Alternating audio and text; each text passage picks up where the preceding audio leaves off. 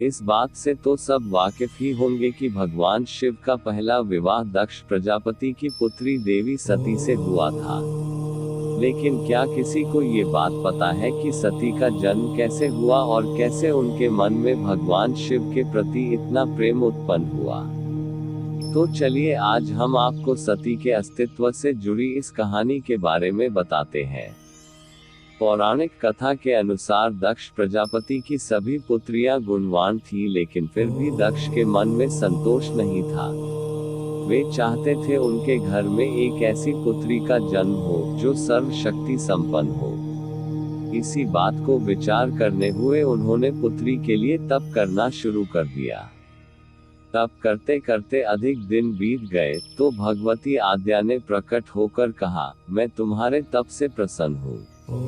तुम किस कारण तप कर रहे हो? दक्ष ने तप करने का कारण बताया तो माँ बोली, मैं स्वयं पुत्री रूप में तुम्हारे यहाँ जन्म धारण करूंगी और मेरा नाम सती होगा। कुछ समय बाद भगवती आद्या ने सती रूप में दक्ष के यहाँ जन्म लिया।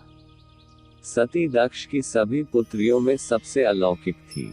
सती ने बाल्यावस्था में ही कई ऐसे अलौकिक आश्चर्यचकित करने वाले कार्य कर दिखाए थे, जिन्हें देखकर स्वयं दक्ष को भी विस्मयता होती रहती थी। लेकिन जब सती विवाह योग्य हो गई तो दक्ष को उनके लिए वर की चिंता होने लगी।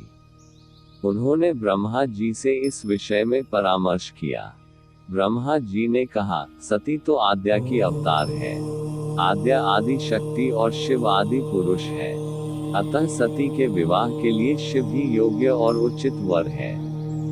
लेकिन दक्ष को शिव कुछ पसंद नहीं थे।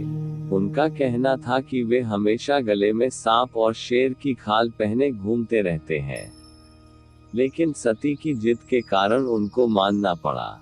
अंत में सती का विवाह भोलेनाथ से संपन्न हुआ। एक बार देवलोक में ब्रह्मा ने धर्म के निरूपण के लिए एक सभा का आयोजन किया और वहां सभी बड़े बड़े जन शामिल हुए। जब सभा में दक्ष का आगमन हुआ तो सभी देवता उठकर खड़े हो गए, पर भगवान शिव खड़े नहीं हुए। उन्होंने दक्ष को प्रणाम भी नहीं किया। दक्ष ने इस बात का बहुत बुरा लगा।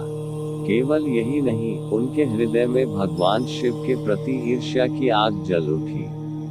वे उनसे बदला लेने के लिए समय और अवसर की प्रतीक्षा करने लगे।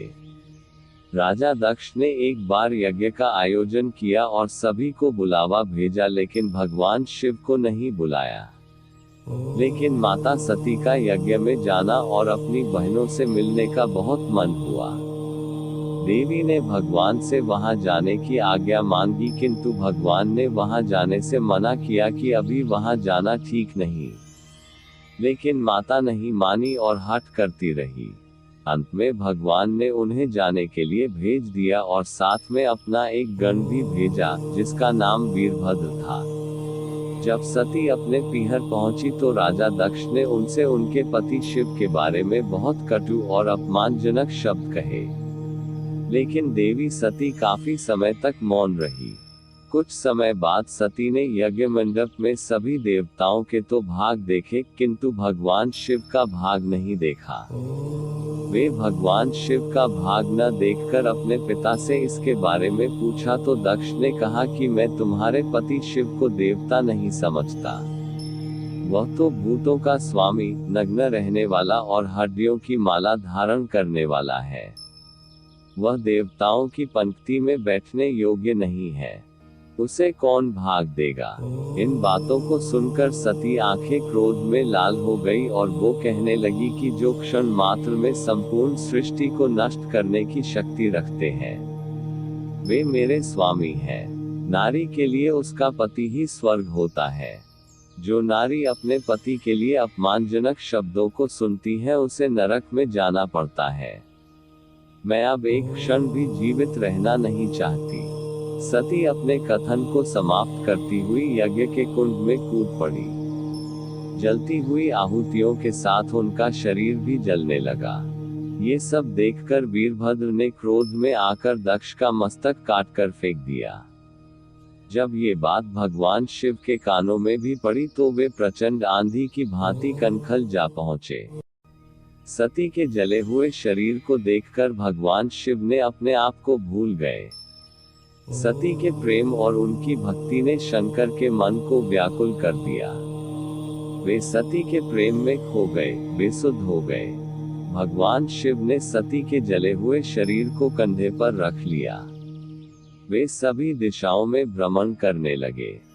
शिव और सती के इस अलौकिक प्रेम को देखकर पृथ्वी रुक गई, हवा रुक गई, जल का प्रवाह ठहर गया और देवताओं की सांसें भी रुक गई। ये सब देखकर भगवान विष्णु आगे बढ़े और अपने चक्र से सती के एक एक अंग को काट काट कर गिराने लगे। ये सब होने के बाद भगवान शिव को कुछ होश आया और पुनः सृष्टि के सारे कार्य चलने लगे।